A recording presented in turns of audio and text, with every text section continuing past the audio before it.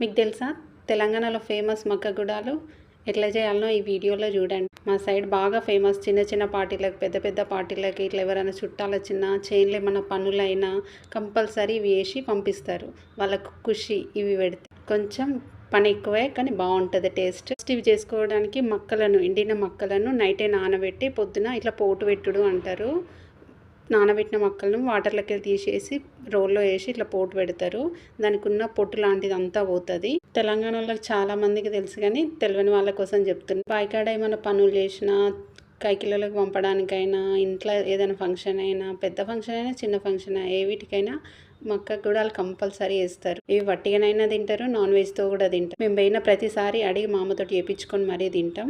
ఇట్లా వాటర్ పెట్టి పొయ్యి మీద, స్టవ్ పైన పెట్టుకోవచ్చు, బాగా టైం పడుతుందని పొయ్యి మీద పెట్టింది మా అమ్మ. వాటర్ పెట్టి వేడైన తర్వాత ఉప్పు వేసి మక్కలు వేసి ఒక 5-6 గంటలు కంటిన్యూగా ఉడికే వరకు ఉడికిస్తారు. పొద్దునేస్తే అది మధ్యాహ్నం వరకు అందులో చిక్కుళ్ళు, మక్కలు 2 కలిపి వేసుకుంటారు.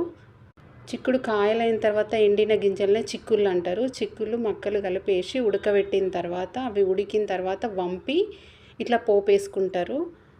పోపు మామూలుగా మనం ఇంట్లో అటుకులు పోపు వేసుకున్నట్టే నూనె వేసి ఆవాలు, జీలకర్ర, ఎండుమిర్చి, ఉల్లిగడ్డ, కరివేపాకు, కొత్తిమీర, ఎల్లుల్లి, ఉల్లిగడ్డలు పోపులు అయినా వేసుకోవచ్చు. తర్వాత మనం పైన పక్కకు పెట్టుకొని అయినా తినొచ్చు.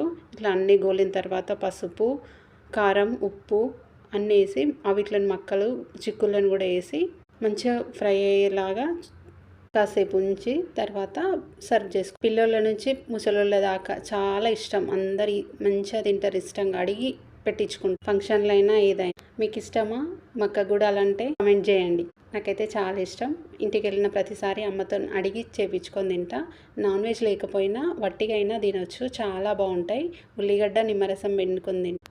ఊళ్ళల్లో కంపల్సరీ వేసుకుంటారు. ఈవినింగ్ స్నాక్ లాగా అవుతుంది. ఒక్కటి చేసుకొని 4 ఇళ్ళకి వంచుకుంటారు. ఒక్కొక్కసారి ఎవరు వేస్తే వాళ్ళు అందరికీ వంచుకొని తింటారు. మా ఇంట్లో చాలామంది ఉంటారు కాబట్టి మా అమ్మ పెద్ద క్వాంటిటీలో వేస్తుంది. ఏది చేసినా రుచికి సరిపడినంత ఉప్పు కరెక్ట్గా చూసుకోవాలి. ఆనియన్, నిమ్మరసం పిండుకొని సర్వ్ చేసుకుంటే బాగుంటుంది. Please subscribe my channel.